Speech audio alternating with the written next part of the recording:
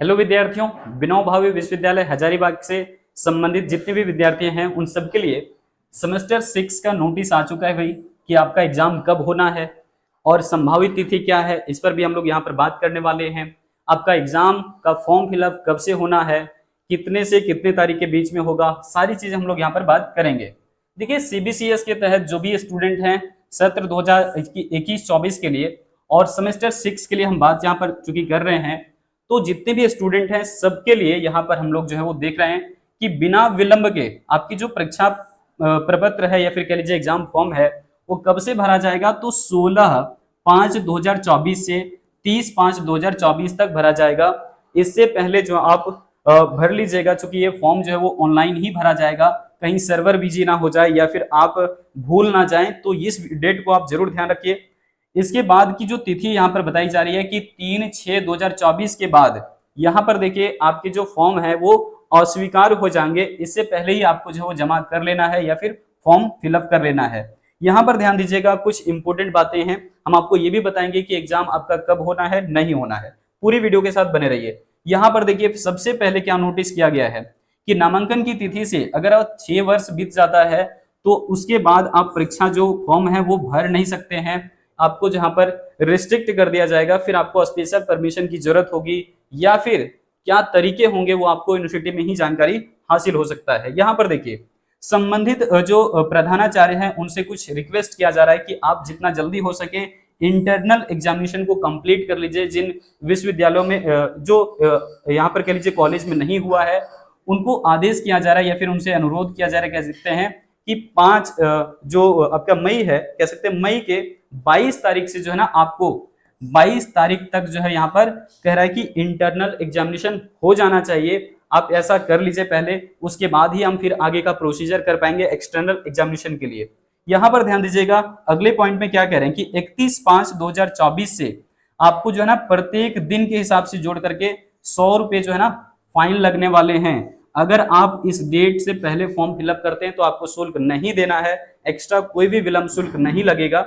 लेकिन इस डेट के बाद अगर आप फॉर्म फिलअप करते हैं तो आपको जो है ना प्रतिदिन के हिसाब से 100 रुपए एक्स्ट्रा चार्ज लिया जाएगा। यहाँ पर देखिएगा जून के जो है ना संभावित तिथि बताई जा रही है कि परीक्षा जो है वो जून 2024 के द्वितीय सप्ताह में संभावित है। ये बहुत इंपोर्टेंट बात है। कब से होगा? जून के 2024 से संभावित है। और क्या कह रहा है कि द्वितीय सप्ताह में ही ये परीक्षा होने वाली है। तो तैयार हो जाइए जितने भी विद्यार्थी हैं, क्योंकि हम लोग कंप्लीट जो है वो जेएक्स एग्जाम्पलेक्स यूट्यूब चैनल पर हम लोग कंप्लीट पूरी टीम के साथ जो है वो काम कर रहे हैं। हर एक सब्जेक्ट के लिए काम कर रहे हैं और पूरी स्टडी मटेरियल भी आपको बिल्कुल फ्री ऑफ कॉस्ट मिल रहा है। तो चैनल के साथ अब बने रहिए और जितना ज्यादा हो सके स्टूडेंट्स को या फिर अपने दोस्तों के बीच में इस इंफॉर्मेशन को बताइए कि हम लोग यहाँ पर किस तरीके से काम कर रहे हैं और किस तरीके से स्टडी मटेरियल भी आपको फ्री ऑफ कॉस्ट मिल जाते हैं। यहाँ पर देखिए जो भी परीक्षार्थी सेमेस्टर 1 और जो है वो 5 तक पास हैं कह लीजिए या फिर प्रमोटेड हैं, यानी कि 1 से लेकर के 5 तक अगर आप पास हैं या फिर प्रमोटेड हैं तो सिर्फ वही विद्यार्थी जो है वो सेमेस्टर 6 के लिए परीक्षा फॉर्म फिलअप कर सकते हैं या फिर परीक्षा फॉर्म भर सकते हैं। यहाँ पर देखिए जो भी विद्यार्थी सेमेस्टर 6 की आंतरिक परीक्षा में यानी कि इंटरनल एग्जामिनेशन में अनुपस्थित हैं या फिर कह सकते हैं अब्सेंट हैं, तो वो जो है यहाँ पर क्या कह रहे हैं कि वो परीक्षा प्रपत्र नहीं भर पाएंगे। तो इसलिए इंटरनल एग्जामिनेशन में आप देख लीजिए कि आप पास हैं या नहीं, या फिर कहीं आपका किसी कारणवश इंटरनल छूट तो नहीं गया था तो आप अपने कॉलेज से कांटेक्ट कर लीजिए। यहाँ पर देखिएगा शुल्क आपको कितना लगना है भाई, फॉर्म फिलअप कर लिए 650 रुपए। लेकिन अब चूंकि ये अंतिम जो है वो सेमेस्टर है आपका सेमेस्टर 6, इसके बाद तो सेमेस्टर होना नहीं है, ये आपका फाइनल एग्जामिनेशन होगा। सो यहाँ पर कंप्लीट आपका चार्ज जोड़ करके लिया जाएगा कि आपको प्रोविजनल लेना है, ओरिजिनल सर्टिफिकेट लेना है, सभी के चार्जेस यहाँ पर लिखे गए हैं। एक बार इसको आप पढ़ लीजिएगा। यहाँ पर जो इंपोर्टेंट पॉइंट है उसको हम बात करते हैं।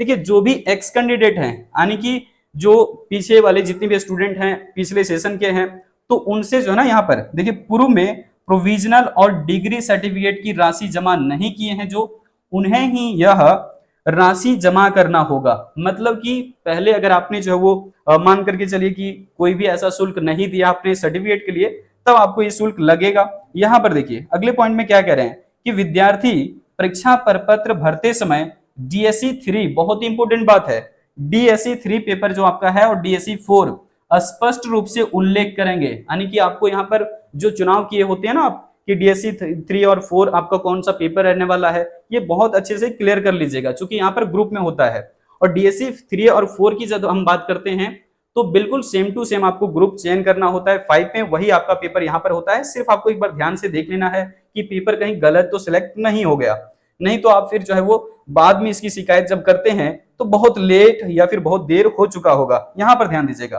क्या कह रहे हैं, जो भी परीक्षार्थी कोर में यानी कि अपने ऑनर्स पेपर में अनुत्तीर्ण रहे उन्हें सिर्फ कोर की परीक्षा देनी होगी, यानी कि किसी वजह से आप अपने कोर पेपर में फेल हैं या फिर कह सकते हैं प्रमोटेड हैं तो सिर्फ उसी का आपको एग्जाम देना होगा।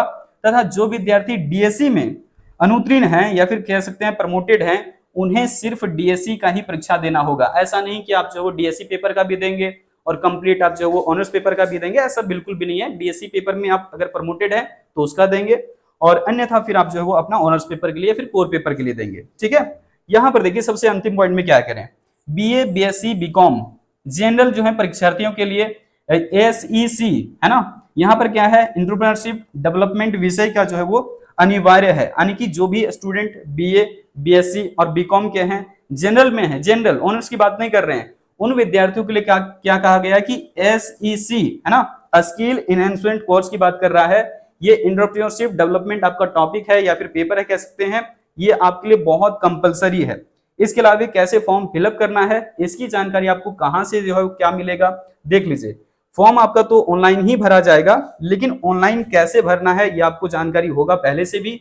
जिस तरीके से आपने पिछले सेमेस्टर में फिलअप किया होगा तो बिल्कुल वैसा ही आपको फिलअप करना है, बिल्कुल ये ऑनलाइन मोड में ही आपका फिलअप होगा। यहाँ पर देख लीजिए वेबसाइट दिया हुआ है आपका www.vbu.